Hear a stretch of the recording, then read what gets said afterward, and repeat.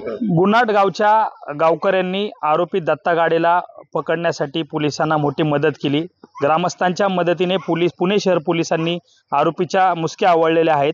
आपल्यासोबत ग्रामस्थ आहे, नेमकं त्यांचं काय म्हणणं आहे, कशा पद्धतीने त्याला पकडलं गेलं आणि नेमकं गाव कसं आहे या संदर्भामध्ये आपण बोलण्यासाठी आपल्यासोबत हे ग्रामस्थ आहेत।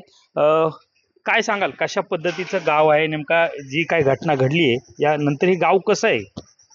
गाव अतिशय धार्मिक गाव आहे, सुसंस्कृत गाव आहे। पण कसं झालंय, फक्त एका व्यक्तीने गुन्हा केला त्याच्यामुळं पूर्ण गावाला हे केलं जाते, बदनाम केलं जाते।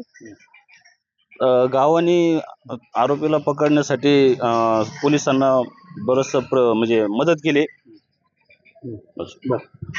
गावाने खूप मोठी मदत केलेली आहे पोलिसांना पकडून देण्यासाठी किंवा आरोपीला पकडून देण्यासाठी पोलिसांकडे। तुमचं काय, तुम्ही काल होते या ठिकाणी, नेमकं काय घडलं, काय झालं होतं? या ठिकाणी आमच्या काल हरिनाम सप्त्याचा सांगता होती। सांगता झाल्यानंतर आम्ही ज्येष्ठ मंडळीने विचार केला की आपल्या गावचं नाव महाराष्ट्रामध्ये खराब गाव म्हणून यायला हेडिंगला, तर याच्यावर आपण काहीतरी योग्य निर्णय घेतला पाहिजे। आमच्या ज्येष्ठ मंडळी सगळ्या कार्यकर्त्यांनी ठरवलं की आपण सगळ्यांनी त्या आरोपीला पकडून देण्याकरता सहकार्य करायचं। आमच्या वाड्या वस्त्यावर सगळे कार्यक्रमाला हजर असल्यामुळं सगळ्याला ती माहिती मिळाली आणि सगळ्यांनी निर्णय घेतला की आरोपी दिसला की पोलिसांना कळवायचा आणि आरोपी ताब्यात द्यायचा। आपल्या गावचं जे येतंय बातम्या हे बंद झाल्या पाहिजे। आपलं गाव सुसंस्कृत आहे। आमच्या गावामध्ये पहाटे 5 वाजल्यापासून तर संध्याकाळी 6 वाजेपर्यंत अखंड हरिनाम सप्त्याचं म्हणा, रोज इथं हरिपाठ होतो चालू, इथं गुरुवारच्या आरत्या असतात। या गावामध्ये परिसरातील सर्व लोक गुरुवारी दर्शनासाठी येतात। असं धार्मिक गाव आणि सुसंस्कृत मुलं, चांगल्या विचाराची आणि चांगल्या धार्मिक प्रवृत्तीची मुलं आहे सर्व गावात। पण एका मुलाने चूक केल्यामुळं सगळ्या गावाची बदनामी व्हायला लागली, ते आम्हाला कोणाला ते सहन होईना।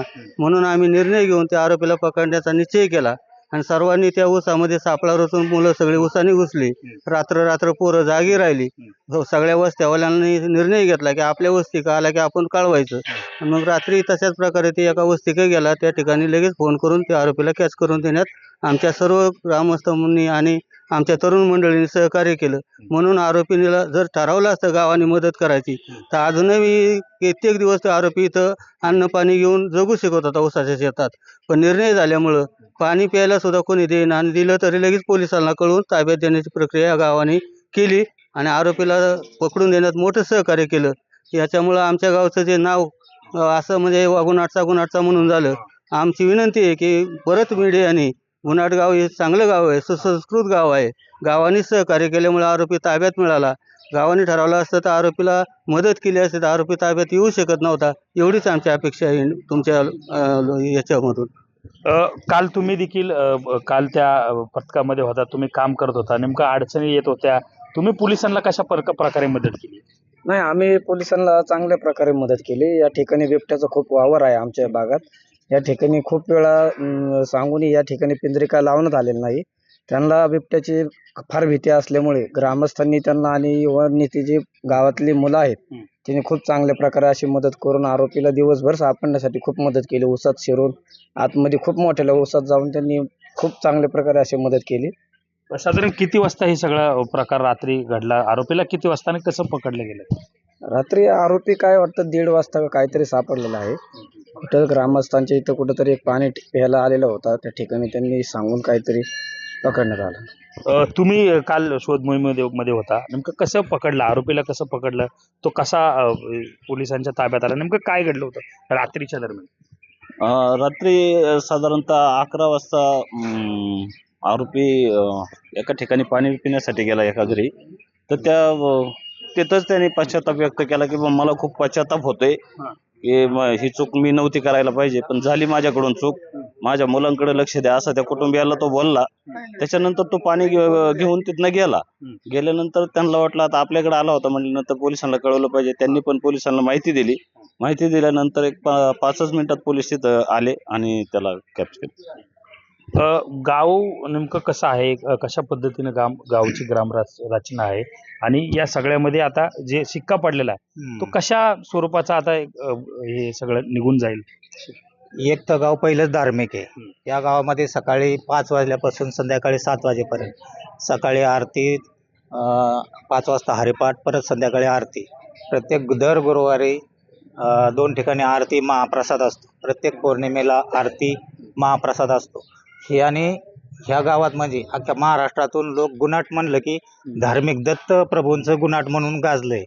या ठिकाणी दत्त मंदिराचे आता नवीन महादेव मंदिर झालं, परत तिथे एक दत्त मंदिर आहे. ही गाव म्हणजे धार्मिक असं ओळखलं जातं. आता कालच बघा सप्ताह झाला शिवरात्रीनिमित्त. आज परत आमची दिंडी श्री क्षेत्र पिंपळनेरला जाते. म्हणजे हा धार्मिक कार्यक्रम कायम चालू असतो. परंतु हा परवा दिवशी 2 दिवसात म्हणजे कार्यक्रम चालू असतानाच गावाला एक वाईट बातमी कळली. पूर्ण गाव हळहळ करीत होतं. पण त्या हळहळ करणं म्हणजे सगळ्याला ते लागलं. एवढं गावाचं आपलं नाव झालेलं आहे. ते वाईट म्हणजे थोडी प्रवृत्ती कुठेतरी जन्माला येऊ नये ह्याच्यासाठी हे धार्मिक कार्यक्रम आहे. पण त्याच्यातून सुद्धा हा होतोय हे सगळ्याला दुःख झालं. मग आता ते दुःख झालं म्हणल्यावर गावकऱ्यांनी त्यांना पोलिसांना पूर्णपणे सहकार्य केलं, पकडून दिलं. आणि इथून पुढे असं होऊ नये हीच अपेक्षा आहे. कोणाच्याही बुद्धीत असं बदल होऊ नये. ही सगळी मुलगी असो, बहीण असो, आई असो, आपली स्वतःची असं समजून ही प्रत्येकाने असं वागावं असं माझं मत आहे.